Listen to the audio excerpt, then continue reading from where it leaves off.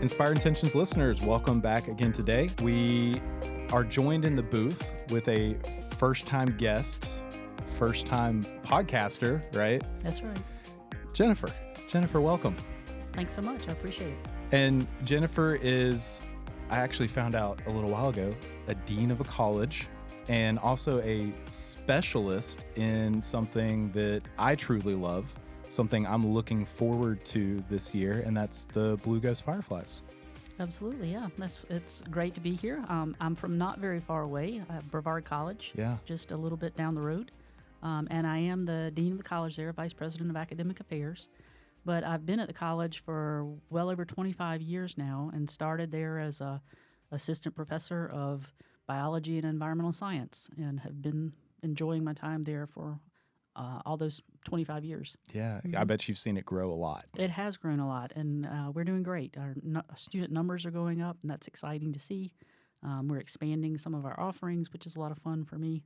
I like to see the sciences grow, but we're a liberal arts college, and we have a lot of connections to the surrounding community with our, the fine arts, with humanities, with social sciences. We've got all those other connections too, and I love to see all those different strands come pulled together. It makes for, I think, a great education, and it sure makes it interesting to be a faculty member there. I bet. I bet that's a really cool thing to see over a long period of time, that change, because the college in the area here in Brevard wasn't that big 15, 20 years ago. Yeah, that's right. When I first came, I lived up in Balsam Grove. Oh, no way. Up towards the Parkway. And we had, my husband and I had 80 acres there. This is another thing we can talk about sometime if you wish. And we lived off the grid. So cool. We lived off the grid in a little cabin that we built for 15 years. And that's how I got started with the Blue Ghost Fireflies. Because one of the things that you and I already talked a little bit about was that you really have to get out into nature to see them.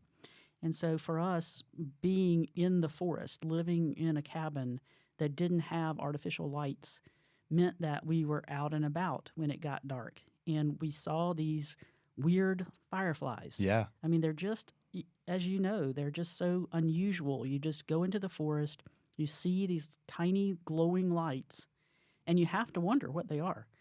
You know, they aren't the flashing fireflies that you've seen. You can, when I lived in town, I could look out into my yard at any time of day. Well, not any time of day, any time of year. Well, and not any time of year, so we'll have to fix that. That's all right. When I lived in town in Brevard, I could look outdoors in the summertime and see those fireflies flashing in my yard, coming up out of the grass or in the trees. But these blue ghosts, they are in the woods. They're in the deep woods, and you have to make an effort to get out there and see them. You do. So living in a place where we were already in the forest made it possible for us to spend a lot of time getting to know them, and that's why I got so curious about them. So you lived off the grid in Balsam Grove. That's right. That's awesome. Yeah. How long did you do that for? We did that 15 years. That's incredible. Yeah. Sounds like a dream to me. It was wonderful, and it was nice to be able to do when we were young and active and stayed busy. And grew a huge garden, just had fun doing all those sorts of things. And now, as we're aging, it's nicer to be in town, have some of the conveniences. Yeah, for sure. Yeah. And that's where you first, when you moved here, you didn't know about Blue Ghost Fireflies. I didn't know about Blue Ghost Fireflies. And that was your first experience? Yes. Was out in the woods going, what in the world is this? Right.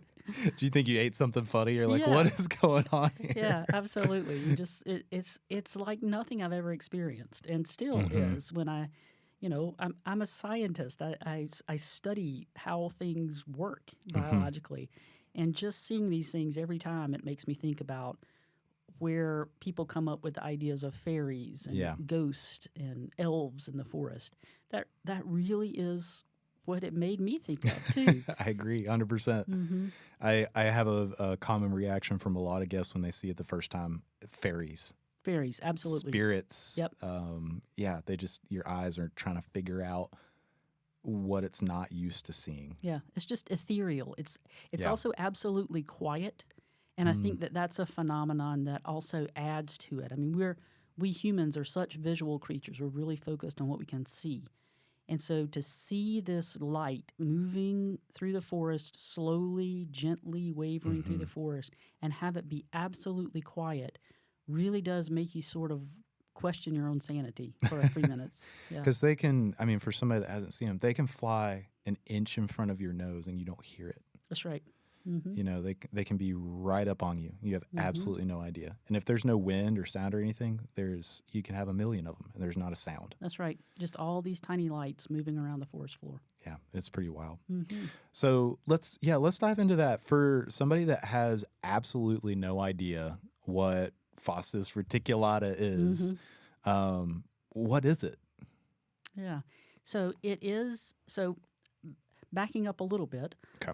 a firefly is not really a fly, and a lightning bug is not really a bug.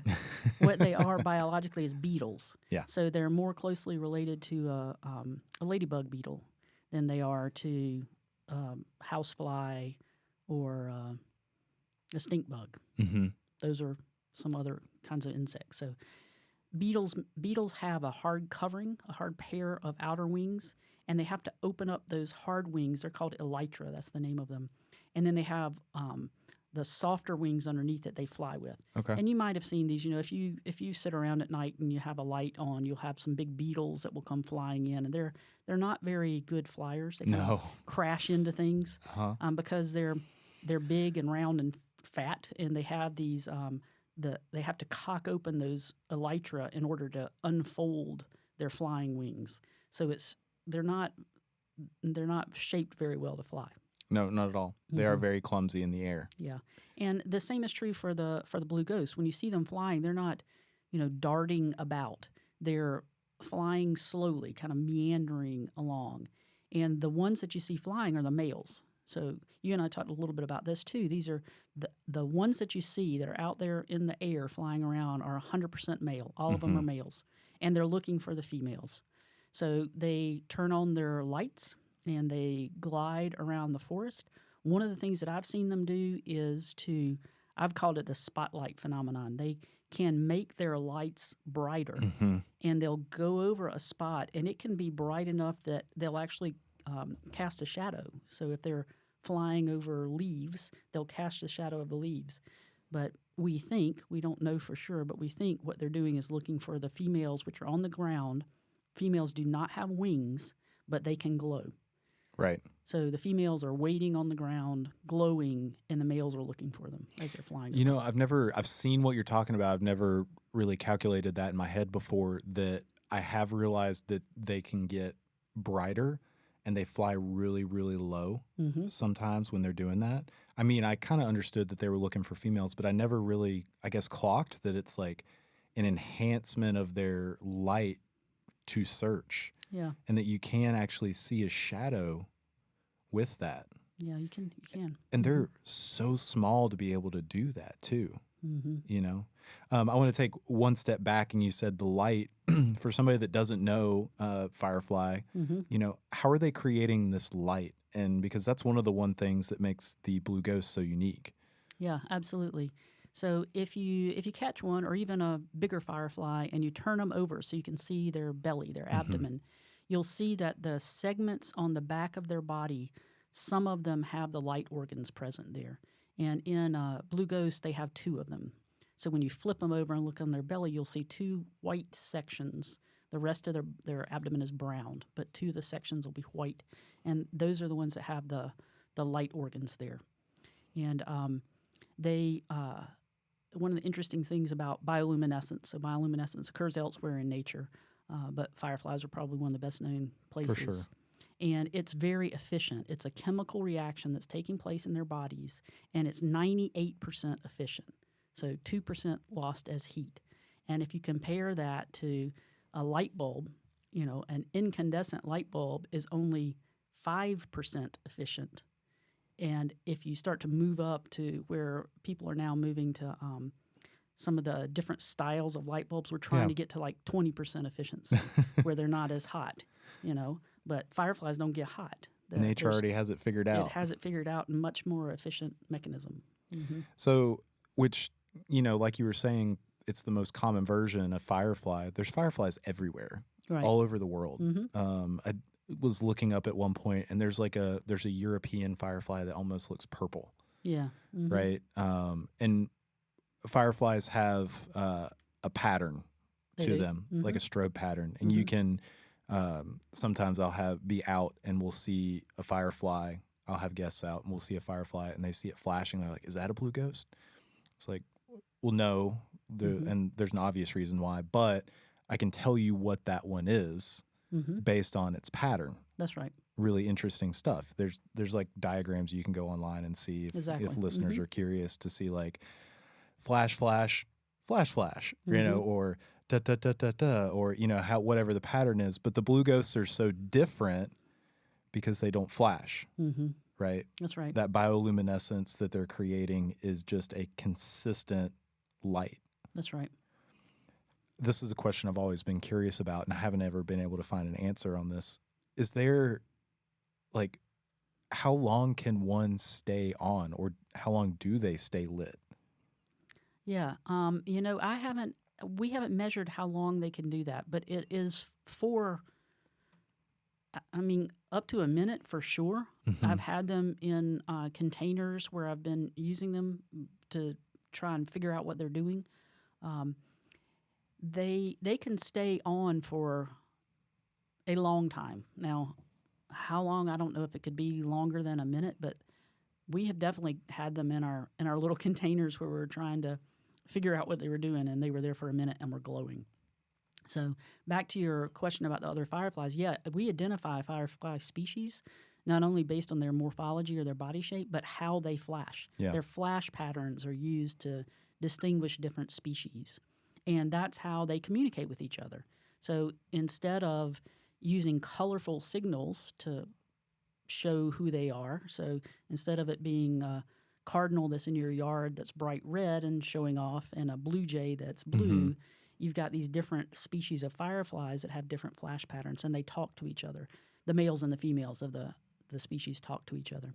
And then there's this really cool firefly. It's called the femme fatale firefly. I don't know if you've come across this in your reading, but this is a species that we have locally here too. It's a bigger firefly species, physically larger. And what the females do is once they have mated with a male of their own species, so they're flashing their pattern, they call in a male of their own species, they mate. Once they've mated, they switch their flash pattern to that of a different species that's smaller. And when that male comes in, instead of mating, the female eats him. Yeah, that is wild. Yeah. Man, I don't think that people realize that fireflies are predatory. Oh, yeah, they are. I had They're like little sharks moving around in the leaf litter. Yeah, I had maybe I read this somewhere, had somebody tell me, but somebody described them as like little velociraptors of the leaf litter. Yeah, exactly. Like they're just going through and just tearing stuff up that's bigger than them. Yeah, and their mouth parts are like ice tongs. They're two big scythe-like mandibles that they can just reach out and grab things, pinch it, and then pull it into their mouths to eat. Ice tong. Okay, yeah. Wow, I haven't ever heard it described like that. Yeah, curved like a scythe. Yeah. Wow. Yeah, you would not want, if you were a millimeter in height, you would not want to come across one of these things. Yeah, they can't hurt us by any means, but wow. Back to the other firefly you were talking about. Is that the one that glows like orange? Yeah, that's a more yellow one, kind of a yellow flasher. Yep. Don't we have a large species here too that glows like a bright red orange? I don't know of one that's reddish or orange. I would say the ones that we have here locally that flash more commonly are either yellow colored or green colored. That's, but based on, again, people see different colors in different color, especially in dark situations, is really hard for our eyes to perceive. And that's true with the blue ghost. When you're looking at the blue ghost, they're so dim that your eyes really have trouble picking up on the actual color. Yeah. But if you catch one and you hold it in your hand or you put it in a little jar so that you can put it up real close to your eye, you'll see that the color is actually green. Yeah. Yeah, absolutely. And it's one of those things that's just at a distance when you still have some ambient light around. It's almost like you can kind of see the green a little bit when there's still a little bit ambient. But as soon as it gets pitch black dark and you can't see your hand in front of your face, that's right. Which are the best nights, they do appear that like fluorescent white blue. Yeah. and then it will pass in front of your face, and it's a little bit closer to that green color that we're used to. Yeah. It is a really interesting phenomenon. We were talking earlier about the females, and that they don't fly and that kind of thing, but they're also appearing blue on the ground, correct?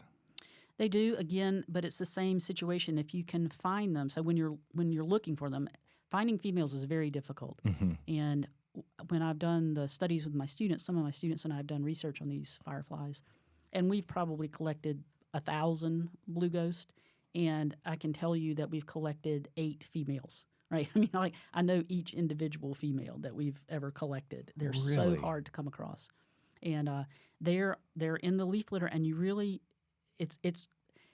you get distracted by the males all flying around. So the way you find females is you're looking in leaf litter for a bluish white spot that doesn't move. That's how you find the female. And sometimes that's a male that's been caught in a spider web. Sometimes it's something else that's glowing. We have fungus gnats, great name, but fungus gnats that also their larvae glow that kind of bluish white glow. Yeah. And they're usually along stream banks. So I've been fooled by more than one of those. I bet. And go in and find those. But anyway, you find those females sitting there glowing. And also, when you pick those up, if you pick them up and put them in a container and hold them up to your eye, they glow green as well. Yeah. It's just that the way the light transfers into our eye. Yeah. It's our eyes. It's our perception. It's probably our brain's perception of trying to figure out what that low level of light looks like. Only 8, though. Yeah. 8 females. Yeah. I feel like I saw 3 last year. Well, then you did well. Did I? Yeah. Mm-hmm. Maybe I'm crazy. So there's a spot that I go to that has a Forest Service road and an embankment on the left where, something has cut the road out many, many years ago. And on that embankment on the left is kind of a dirt patch, if you will, with some leaves and things on it. And I saw the same 2 lights in the same place 3 nights in a row. Yeah. And they're really close beside each other, just same general area, moved around just a little bit kind of thing. And I didn't want to spotlight them and turn a flashlight on, but I equated that to females. Yeah, and it probably was. That's exactly where we've collected females too, is often on a cut bank. Mm-hmm. And I don't know if they like that or if it's easier to find them in that where you have a bank that it usually has a little bit less leaf litter. Yeah, so exactly. They're more exposed. And my assumption is that they're burying into the ground or into the leaf litter, and then they come out when they're ready to mate. They're looking for a male. They will come out and advertise outside their burrow entrance. That's kind of what I figured, because it's soft ground right there. Yep. I feel like it would be easy. Hey, if you want me to add 2 to your list, I can. we can get you in the double digits. Yeah. I have a spot that I think you might be able to find a couple females in. That's like prime time. Yeah, that sounds perfect. Let's talk about that for a second. That's interesting though. They're not out and about all year round. They do burrow. They do go away essentially. Right. So tell me if I have this correct. I mostly see them. Last year, I saw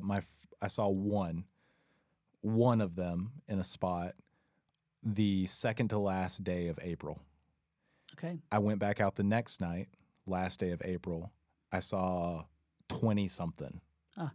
I went back the first day of May and saw 300 of them. Okay. Same spot, 3 days. Right. And then they were there all May, pretty much. And then they dipped back out. Right. And then I moved spots, higher elevation, changed my location, and kept seeing them. But that's my usual trajectory of what I'm seeing with them. Is that what you found as well? Yeah. So do you know what elevation you're starting at and seeing them in April? Oh, if I tell you that, it'll give away where I'm at. Okay. Well, I'm kidding. Yeah, I do. It's down here closer to the valley. So 2,300 feet, somewhere right in there to start with. So that's like end of April. Yeah, that makes sense. So classically, where I've seen them is at a little bit higher elevation, and it usually starts in May. So I see the first ones in about mid-May and the peak at the end of May. Really? But 2 things. One is that is a little bit higher elevation, so I think that it's definitely related to the elevation change. But now I forgot where I was going with that. What were we talking about? We need to start Elevation again. change and where we see them, the time frame. Yeah, so the elevation change, we see them earlier in the season at lower elevation, but it's also pretty clear that they've been affected by climate change Okay. in general, because one of the things that my student and I did was to go back and track where James Lloyd is sort of the grandfather of firefly scientists, and he collected some at the base of Mount Pisgah, and we went back to his collection site. He collected them in June, and when we went in June, the season was already done. So that season was definitely moved back by about 2 weeks at least, maybe 3. And that he was collecting in the 60s. We were collecting in 2008. And I've seen a difference between when I started collecting them around 2000. We did the study in 2008. It's now 2026. And we've seen a change as that the timing has moved back. One of the things that we did with our study was we checked ground temperature, and ground temperature has to be between 16 and 17 degrees Celsius when they emerge. Yeah. So their emergence is tied absolutely to ground temperature, which goes back to that idea that they're living in burrows underground. So they're related. The soil temperature is what determines when they emerge as adults. So, I would say that's my experience as well. I've been viewing them it's going on 10 years now, and I would have never have seen them even in April 10 years ago. Right. You brought up an interesting point. What's the highest elevation you've seen them at? We have been up to look for them at Mount Pisgah. I should check the elevation and get that number. It's got to be back over you. 5,000 feet. Yeah. And the lowest elevation that we've seen them, the lowest elevation I've seen them is down around 2,000 feet. Brevard is at 2,200 feet, so that's kind of a low elevation for us. But James Lloyd, again, that firefly biologist fellow, he actually collected one in Florida at only about 800 feet in elevation. Oh, wow. Yeah. Talk to me about their range, because I've never heard anybody say they've seen one in Florida. I know. That as far as we know, there's only been one collected in Florida, but it was collected by James Lloyd, so we had to report that, right? Okay. When we were writing our paper, one of the things that we were trying to do was determine their range, and we can circle back to this in a little bit. Their range almost certainly has been reduced because the females can't fly. Once they're removed from an area, to recolonize that area is practically impossible. Sure. They're very small, 5 millimeters in size. That's the size of a rice grain. And a rice grain is just not going to be able to crawl very far to recolonize an area. So their range has certainly been reduced as the human population has grown. As we've moved houses into areas, as we put in roads, put in agriculture, all of those things are going to remove the leaf litter, and that will reduce their range. But one of the things we did with my student was we looked in insect collections. I went to Clemson. So Clemson has a great insect collection, and that's where, when I first collected this weird little black flying beetle at Balsam Grove, I took it to Clemson to identify it. That's where I first went. And they had collection sites, or they had insects that had come from different sites, and mainly in South Carolina. But we reached out to NC State, University of Georgia, University of Virginia. Many of these are land-grant schools, and land-grant schools have strong agriculture programs. Right. Strong agriculture programs have really good insect biologists. Sure. Right? Of course. And so even if they're not the insects that are bothering the agricultural crops, you'll have biologists that are studying different kinds of insects. So we tried to determine, based on that, where some of these different insects had been collected, where the fireflies have been collected. And we found them in Georgia, in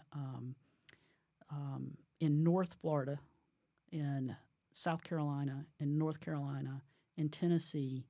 But when we got up as far as Virginia and Kentucky, we weren't getting them collected there. Okay. So it seems like they don't go further north, and they don't go, as far as we know, further west than the Mississippi. So kind of thinking of them here in the southeast. Gotcha. Would you say of that range, Brevard's like the Mecca? We really are. Yes, we are, without a doubt. because I grew up in Western North Carolina, closer to Boone. Never heard of them. Nobody ever talked about them. I spent a lot of time outside in the dark at night. Never saw them. Yeah. Yeah, and that's the same sort of thing that I've heard from a lot of people, even here in the Brevard area. People who have lived here for generations don't know about blue ghost fireflies. And it's because you do, I mean, you're a little different, and if you've been outside at night, not many people are out at 10 p.m. on May 15th in the woods, right? I mean, you've got to be in the Small woods. window. You can't just be looking out of your house. If you're looking out on your lawn, you can see fireflies that are flashing on your lawn. But these are in the woods. They're not in the lawn. They're not in agricultural areas. They're not along roadsides. Any of the places where humans are, there are fewer of those fireflies. So you really have to be hiking or purposefully out camping in the woods, and then that's when you see them. And then that's when I'll hear stories from people about, and I looked out of my tent and there were these eyes looking back at me. It gets kind of scary because they've never seen that before. Yeah. One thing we talk about often at Skyterra is that transformation doesn't end when your stay does. And it doesn't have to fade when life gets busy. That's why we created the Skyterra at Home app, a personalized wellness app designed to help you stay connected, supported, and consistent longer after you leave campus. Skyterra at Home brings our holistic approach to wellness right into your home. Inside the app, you'll find expert coaching, fitness, nutrition, mindfulness, lifestyle, habits, all designed to help you maintain momentum in a way that feels realistic and sustainable. You'll have access to tailored workouts created by the same team who supports our guests, nutritional guidance and recipes from our registered dietitian and culinary staff, and easy-to-use tools to help you set goals, track progress without pressure. And just as important as the content is the connection. Skyterra at Home allows you to engage with coaches and like-minded community, sharing wins, asking questions, and staying inspired every step of the way. Just to let you understand that a little bit, you have access to a Skyterra staff member anytime you would like through the app. It's pretty cool. Whether you're continuing your progress made at the retreat or deepening your wellness journey over time, Skyterra at Home ensures you're never doing it alone. If you're ready to bring Skyterra into your everyday life, you can find Skyterra at Home in the App Store or visit skyterrawellness.com/@home. It trips a lot of the folks that I get to take out every year up when I have them be outside in the dark. We walk into a location in the light and then wait for it to get dark, and then we're present for quite a while. But just the fact that that's not something they're used to, Right. that there's that sensory deprivation, that's like feels a little unsafe, It does. you just can't imagine there's a lot of people going out and doing that. Yeah. Exactly, and that's Aline Steinberg and I, who Aline Steinberg herself has passed away, but she was instrumental in DuPont State Forest, and now the center there bears her name. Yeah. She and I started Blue Ghost Tours back around whenever that was, 2005, thereabouts. Going from that parking lot and walking up into the woods into DuPont to see them, and this was before DuPont had become quite as well known as it is now, and had many fewer visitors. And it got to the point where that site that we went to became known as the Blue Ghost site, and just so many people were coming in there that they had to reduce that number, because again the females are in the on the forest floor in the leaf litter, and if you get off trail, you're walking back through there and damaging the habitat. Absolutely. So, yeah. That's a big thing I have to talk with people about. I'm like, we're going to be on a road the whole time, so that makes this easy, but you have to stay on the road. Right. If you're on the gravel, you're fine, but the likelihood of killing some of them, crushing them, is very high, even if you hear one leaf crunch. Right. So you got to be super safe when you're doing this, because they are quite a specialty phenomenon, and every one of them counts. And it's easy to love them to death. That's a great way to put it, for sure. Back to the idea of range. So you would say that our localized area is the mecca for them. It's the densest Yeah, population you found. 100%. This is their perfect place. This is where they really want to be. So we're the kind of central nexus, and you can imagine that they expand out from this point more or less. And I think that, again, Southern Appalachians, we've got a lot of places where we have preserved land where there hasn't been. I mean, you can have activities happening on the land. You can even log the land, Yeah. but you can't remove the leaf litter. So it's, Right. if you have that a major change to how the land is being utilized, then that's what's going to drive away the blue ghost. Right.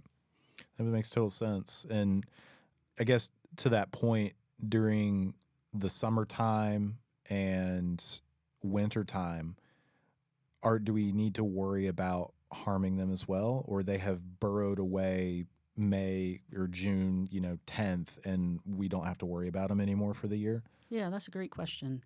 And it kind of goes back, to think about insects, you have to think about their whole life cycle. Mm-hmm. So for an insect, the adult phase of their life cycle is often the shortest part of the life cycle, right? That's kind of hard for us as humans who are, once we get to be an adult, that's where most of our life is spent. But for an insect, most of their life is spent as a juvenile. So there's an egg. That egg turns into a juvenile. The juvenile of an insect looks a little different. Looks like it's a larval form. Think of it's easier to think about butterflies, right? Sure. It starts as an egg, then you can imagine the little caterpillar. Then that pupates, and the pupa is from the pupa. The adult emerges, right? Excloses, it comes out of that pupal case. And if we think of moths and butterflies, some of our most spectacular moths, Luna moths are the classic example, don't even have mouth parts. All they do as an adult is find another adult, mate, and lay eggs. That is what they do as an adult. And that's because they're large, they're flighted, they're able to move around, they're looking for that mate in order to start that next generation. And that's what the blue ghosts are doing too. So again, the males are the only flighted part. The reason that they fly for that month-long period or 2-week period is so they can find a female and mate. But for the rest of the year, they're probably juveniles that are burrowing around in the leaf litter. They'll look like little flattened roly-polies. That's what the larvae look like. If you imagine those little roly-polies, but they're kind of flattened down. Yep. And they're cruising around in the leaf litter. They're like little sharks in the leaf litter. They're eating everything they come across that's their size or smaller. Yeah. And they're down deep in it. So back to your original question, they're probably fine. Walking around in the forest is not going to bother them. Scraping off all the leaf litter and getting down into the layer of soil, that would be what would damage them or remove them in that larval form. But just walking around in the forest, no, that's not going to affect them at all. Do you have a general date, though, like when they burrow back down into the ground for the year? It's just the only time that they're up and about is when you see them. Yeah. The males are out there. That's the only time the males are even active. So our presumption, we don't know this for sure, but with most insects, once they've mated, they'll die. Yeah. So the males are gone. So they emerge from their larval form. They're from their pupal form, but they're larvae, then they pupate. The males will emerge, they'll fly around, and then they probably die. The males do. The females always retain that larval form. That's why they don't have wings. It's a phenomenon that other animals do sometimes, is kind of retain that larval form, because if they're in that larval form, this is a little bit speculative, but they're not aging. Right? Yeah. They're remaining as a larvae. So it's not, the females probably mate and then stay alive after that mating period. So they'll mate and lay eggs. And then, like you said, you saw the females in those burrows 2 years in a row. It's probably the same female, and that female has lived for maybe even many years. We don't know what their lifespan is. But probably the males during that same time period have not over-summered, might be the way of thinking of that, right? Yeah. Mm-hmm. Yeah, that's really interesting. And again, we don't know a whole lot about their whole life cycle, because you can't get them to lay eggs in a lab and do their whole life cycle where you can actually watch what's going on. So is it speculation then to say that once like a male emerges, he's only around for X amount of days before he dies? Is that, or is there a time period that we know? I would say he's probably he is able to feed. He has feeding mouth parts, so Okay. he probably persists throughout that whole month-long mating season. So as long as you're seeing those males out and about, those males are probably alive. But they probably don't go back into the leaf litter and dig back in as adult males. It's probably just the larval forms that emerge as the male. I read somewhere that once they emerge, they're only alive for a couple of days after they mate or something like that, which, I guess would make sense if they're gonna die right after. Yeah, we just don't. I think we just don't know. With these, it's just hard to track them, hard to figure that out. And that brings up a good point, and because we're starting to like say, well, we think or we speculate. There's not been a ton of research on these things, right? Yeah, that's right. So my students and I published a paper back in 2008, and that was the first published paper on those since back in the 60s when James Lloyd did some work on them. Now, there have been a few other people. Lynn Faust is really well known from over in Tennessee. She's done a lot of work on the synchronous fireflies there. And which we have here too. We have those here, and they're in the same place as the blue ghost. So yeah, I've seen them both in Boston Grove and in other areas too. June 1st, you can have a wild experience by seeing both at the same time. You want to talk about your brain trying to figure out what's going on? Absolutely. Yeah, but continue. Yeah, but the we don't know a whole lot about their biology, and so the study that my students and I did was really to focus on their morphology or body shape. So really try to describe what they look like, the male and the female in comparison, and focus on their habitat. So that's where we spent a lot of time in our paper that we published then in talking about that. So a lot of other, there are a lot of other folks who are doing scientific research on fireflies, but not too many who work on blue ghosts because they're so localized. Yeah, you'd have to pretty much be here to get a good sample pool. Yeah, absolutely. And one other thing that we talked just briefly about too is that there are fireflies that belong to the same large group of insects that are fireflies. Not all of them glow. So blue ghosts are unusual in that they glow and don't flash. There are a few other species around the world that glow and don't flash. And then there are some fireflies that don't even glow. Yeah. So there are some, but they're still fireflies. And that's based on their biology and their body shape. So do you know of anybody else that's doing work on these? Are you one of the only ones? I'm one of the few people. There are a few other biologists that here are doing locally. None locally. Yeah. No, I'd say Lynn, that's over in Tennessee, is about the closest one. Gotcha. Jonathan Copeland, I can't remember where he's located. Maybe down. I can't remember. Yeah. But there are a few others, and if they're doing work, they're mostly at large research universities. And they're calling you to ask questions, probably, right? Sometimes, yeah, and they're doing a lot of things on their own too. Yeah. So, what is your current realm of study on the blue ghosts? Because you're still actively working on them, right? Yeah, we still work on them and just try to understand them. One of the classic questions is why do they glow? What's the point of their glowing, right? And that was the question that attracted us initially, and I still don't have an answer to that. So, I've studied them for 20 years, and I still don't know why they glow. So with other fireflies, as we said before, the males and the females have specific flash patterns. You can track it down to the number of seconds between the flashes that the males emit and then the response that the females make. You can track all these things, but with the blue ghost, they come on and they glow for a while. We already addressed that. How long do they glow? We don't exactly know. They'll glow for a while. And then they'll cut the things off for a while.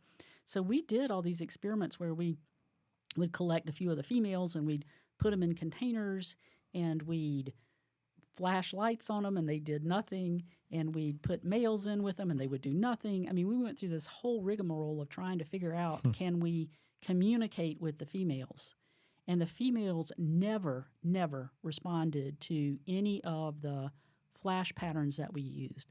We tried white light, we tried blue light, we tried green light, we tried red light, we flashed, we glowed, we put it at high intensity, we put it at low intensity, we tried all these different things. We even tried exposing them to males, and nothing.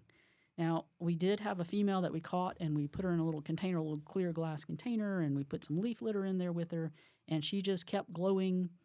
We had males come up, fly around, crawl all over the glass container. She didn't change what she was doing. She didn't react. We put males in with her. She didn't change. She didn't react. We finally poured her out on the ground, and males came and flew around her. And of all those males that showed up, there were 3 that walked over, and she would not mate with them. She just kept her abdomen pressed against the ground.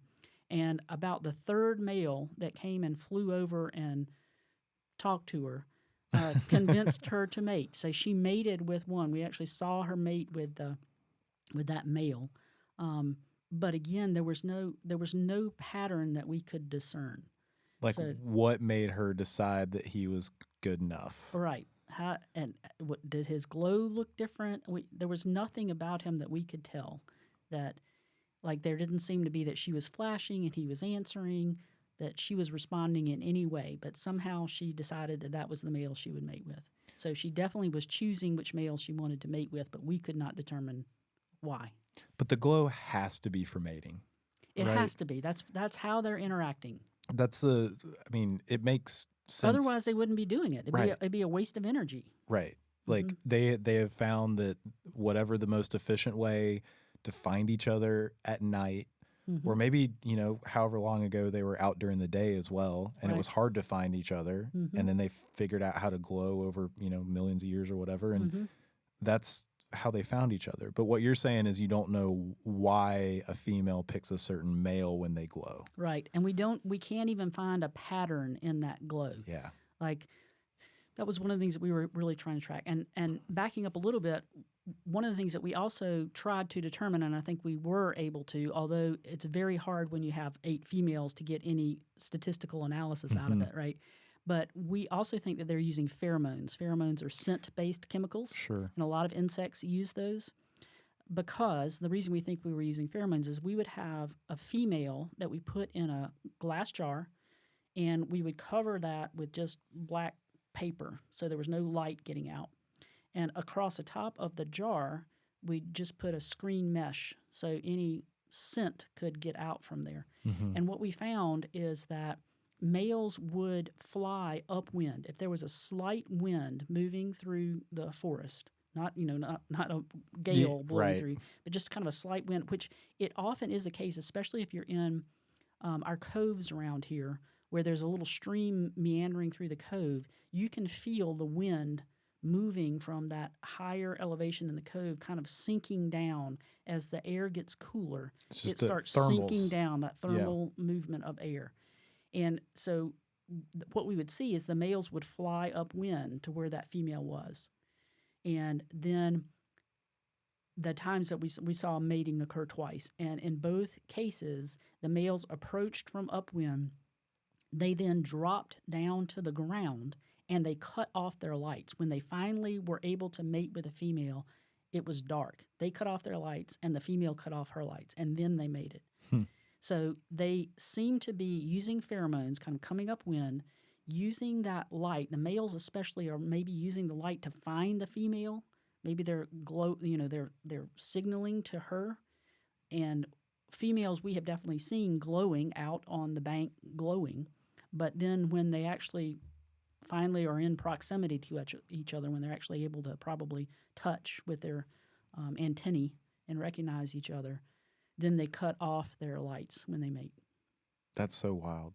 So the sex lives of fireflies, Fireflies, right? Trying to figure out what they're doing. But again, just back to what is that glow all about? It doesn't seem like the males. I mean, if you think about bird song, birds have specific songs. They sing to each other, and they sing both to attract a female and to warn other males that this is my territory. So those songs are songs of war, right? Yeah. That cardinal that's in your yard is letting every other cardinal know this is my space, Hmm. and females are welcome to it. Other males stay out. That doesn't seem to be what's going on with the blue ghost. The males don't compete with each other. They don't seem to, there isn't any aggression associated with that. They're glowing, but they do seem to be trying to track down the females. So there's some kind of communication there, but again, why do they glow? We don't know. Would that be like if you were working this year and you figured that out? That would be like a big accomplishment for you, wouldn't it? That would be wonderful, but I don't Right. even know how to go about trying to figure it out. Right. Mm-hmm. Yeah. I found it interesting that you said they smell. I don't think people think of bugs being able to smell. Yeah, yeah, and they smell not with noses, but with their antennae. Yeah. They're and one of the classic examples that I've had is where it was when I was at Clemson. There was a moth, and moths, you can see the antennae on the moths, right? Males versus females have different sizes of antennae. And this was a big Prometheus moth. And I went out one day, I was working late at the lab. This is what you do when you're working on your PhD, right? And so I came out late, and there was a female moth, Prometheus moth, that was on this tree that was next to the lab where I was. And I have to say, being a scientist, I wanted her, and so I collected her, right? Because I wanted to take pictures. Of course. And I get it. Know what was, try to understand more what was going on. Well, I came out the next night, and there was a male moth, same species, exactly on that spot where that female had been 24 hours before. Looking for her. He knew she had been there, and he detected her through those pheromones. And his antennae looked like big, giant feathers, like bird feathers. Hers were smaller and more delicate. So he was using those antennae to smell her, to scent her. But yeah, thinking about insects is a lot of fun. Their lifestyles are completely different. The way they sense the world is completely different. They have hairs all over their body, and some of those hairs respond to scent and to taste. So if you can imagine tasting by, stepping onto something, right? Or to know that a female was approaching you because suddenly all the hairs on your arms would raise up, That's some of their insects do that too. They respond to approaching females or to approaching danger by feeling the changes of the hairs along their legs. Yeah. It's really interesting stuff. Mm-hmm. If you really like bugs like I do. Yeah, bugs are cool. They are really cool. And the blue ghosts are one of my favorites by far. I have a random question for you. Would you say in all of your time spent out in the dark in May, what do you think that you equate numbers wise? Like, how many have you seen at one time? Like, if you walked, like in one night, how many do you think you laid eyes on? Yeah, on good nights, I'd seen thousands. And when you see that, it is otherworldly. Especially again, if you're in a forest, it's dark. The best places where you can see a large number of them will be where it's a slope, so you're looking kind of uphill a little bit. Yes. And I think the greatest number we estimated was, in our scientific parlance, a meter squared, so 3 feet squared approximately. And we would see 5 or 6 per square meter. That's a lot of glowing insects. And to see that over several acres is impressive. Because there's some places that I can go to that I know I can look at several football fields worth in like a fanning kind of direction, and there's that density is there. I probably overestimated and called it, hundreds of thousands, but it's a lot. It's a lot, yeah. And when you see them like that, and not every year is like that. Some years are better. They like years where there's been a kind of slow but steady amount of moisture and rain. Yeah. Heavy rain will drown them. Right. You won't see any. If it's very dry, the year won't be very good. Yep. So you're really looking for a spring that's kind of mild, where it's been some rain, not huge rain, kind of warm, not too cold. that perfect sort of conditions. If you get those all together in that month or two of March and April, then you'd have a really good May. Last year was really good. Yeah. I saw probably the most I've ever seen. Oh, that's great. That's good to know. Yeah. Mm-hmm. And that leads me to a question. Do you feel that you're seeing more of them or less of them on average? Right. It depends on the location. I would say the locations that have been Pick your preserved, favorite one. Pick your favorite spot. Then the numbers have been steady. Steady. Yeah. So I would say not necessarily increasing or decreasing. And that, Really? Yeah. I mean, I think that their numbers as a whole have probably declined because we've seen more development of the area. Okay. But if you get into an area where they've been protected, their numbers are great. They look fantastic. And people don't generally know this, but you can find them in lots of areas around here. Like if you can go out into, different communities that have preserved, even where you've built houses and put roads in, if you preserve the woods around there, then you'll see them. So right here in Brevard, if you go to Conisty Falls, Sherwood Forest, some of those locations that are just right here close by, you'll see fireflies there. Absolutely. And, last year was, like you said, was a good year, and so we saw lots of them. So there's a lot of variation from year to year, which, again, is kind of hard to say, are their numbers increasing or decreasing?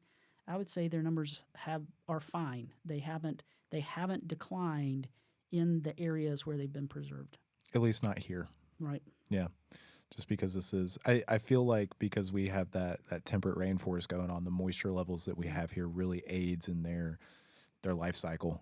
Right. Whereas I could imagine in other places, you said all the way down to Florida, I could imagine that's been brutal on them. Yeah. Environmental changes. Yeah, and east to around, we had several old collections that were made in the 50s. This is from the insect collections from Clemson and from NC State. Several collections that were made in the 50s around Charlotte. Like, there's no way there are any blue ghosts there now. I know. Right? That place has grown dramatically. But, but there were fireflies that far east. That, it makes total sense to me. It gives me pause and to think about maybe I need to go check a few spots closer to my house again. Yeah. Back or where I grew up at, closer to Boone. Yeah, and I've had fun times where I've been out to a few different camps in the area, and if I'm there in May or in May for sure, I'll just go out and look. And some folks have been surprised to learn that they've been camping in this location, or it's an active camp where they've got students who are coming to that camp. They've been running the camp for 30 years and didn't know they had blue ghost fireflies. Yeah. And again, because you've got to get away from the campfire, you've got to get out into the forest and find that kind of little wet stream. It needs to be an area that's damp and moist. But then there are fireflies there if you're looking for them. So there are lots of places to find them still. Let's talk about etiquette and kind of wrapping the bow on this. Like, if somebody's trying to go see them, they're not with a guide, they don't really know. My advice to them would be stay on the roads, don't go walking around the leaves, kind of thing. And I go no lights. I know I've met a lot of people that do red light. We talked briefly about that. Right. But I go no lights until we are out of what I consider to be like the primary mating zone. Because they are in various pockets. You can be 100 yards to your right and there's none, and you can be 100 yards to your left and there's all of them. That's right. So when we hit that transition zone to walk out safely, turn lights on. Any other advice, or would you find that to be right for folks? Yeah, absolutely. You really do need to stay on trails. That the fireflies are not on exposed ground. So on those trails that you're walking, that's where you need to stay. But as soon as you start walking off those trails, oftentimes, again, right along the edges of the trails, there'll be females. And those females are tiny. They're this, again, size of a grain of rice. Those are on the ground, and if you step on them, that's the end of those fireflies. And like we had talked about, those females are probably live for multiple years, many years. So if you're stepping on the females, you're ending the chance of that generation succeeding. So yeah, absolutely stay on the trails. Minimize the amount of light. Certainly no white light. White light really disturbs them. Right. You won't see them with that. If Flash. you need, any kind of flash, any kind of trying to take, you can't even take photographs of them. Right. Just forget it. Just don't even try. It's not going to work. Not with your phone. Yeah. I mean, like, phones If you're have a great professional capability. photographer, maybe. I've gotten some good pictures of them doing long exposure stuff. That's part of my forte. But yeah, a friend of mine, Spencer Black, has got a great photograph where it's a long exposure and you can see the trails. Yep. But again, that takes a big effort to get that set big up. effort, very specific settings, camera. I'm like taking black tape and covering up all the things on my camera. I'm like wearing a hood, you know, I got it all covered up. But like, you're not going to just, that's what I tell people. Like, just, you can bring your phone, but it's going to be off when we're back there. You know what I mean? That's right. Yep. So, but back to red light is the way, if you need to have a light, cover it with red. And you can cover it with red cellophane. I mean, you can buy red cellophane at Walmart and take a rubber band and put it over the end of your flashlight, and that will reduce the amount of light. Most headlamps have a red setting, green setting, blue setting on them now. If at least, you know, any light that's decently priced, like a nice headlamp. Yeah. Any other etiquette things that you can think of, or things should do or should not do's? Yeah, be quiet. Yeah. It's, you know, having a lot of noise, or, you know, you're barking dogs, and noise defeats the whole experience of being there. So I would say minimize the light, minimize the noise, be nice to each other, and be nice to those animals that are out there. Yeah, absolutely. For anybody that has never seen a blue ghost before, what advice do you have for them? Really, probably the best way to do that is to get connected with one of the Blue Ghost tours. There are a lot of people who do that, a lot of ways to find that, whether it's Pisgah National Forest, whether it's one of the tours you lead. That's the best way to get started. It's great. Thank you so much for coming on here and just chatting about these things with me. I find them absolutely incredible. Yeah, they're one of the wonders in nature. Bioluminescence in general, I think, is spectacular, whether you see it at the coast or in the woods and around fireflies. But just getting out in nature and seeing that is wonderful to be able to do. It's a phenomenon that I think everybody should see once, and once you've seen it once, you want to see it more. That's true. It's the hook for sure. It is a hook. Yeah. So, listeners, if you're a listener and you've been one of the people that have gone out and seen them with me, I hope you enjoyed this podcast. If you're somebody that has listened with us, or a past guest, or someone that hasn't seen them, come see us in May. We can go see some blue ghosts. I hope to have another good year. Hopefully it's nice and moist coming the next couple months. And Jennifer, I really appreciate your time. I know you're very busy. You have a lot going on, and just taking the time this morning to come have a conversation with me. Yeah, it's nice to be able to talk about Blue Ghost. Yeah, and check a box of saying you've done a podcast. I can't you say listened that to now. a podcast, and now you've been on one. Yeah, my students will appreciate it, I'm sure. I bet. I hope you enjoyed this. So, thank you. And Jennifer, if people want to know more about these, because there's obviously more than what we just talked about, do you have any resources for them? Yeah, absolutely. Now, I've written a research paper, but I've also written a popular book, and so I think the book will be a lot more fun. It's got information in there about blue ghost fireflies. It's called Mountain Nature, A Seasonal Natural History of the Southern Appalachians, and you can find it at Amazon or in local bookstores. Awesome. Yeah, I don't even have a copy. I'll have to get one. Yeah, please do. I'll autograph it for you. I'd love that. That'd be great.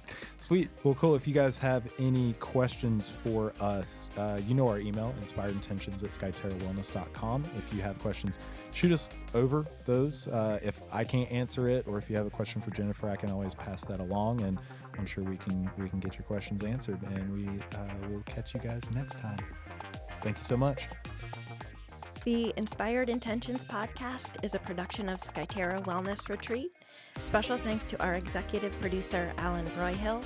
Send us your questions and comments to inspiredintentions@skyterrawellness.com. Subscribe on iTunes and everywhere podcasts can be found.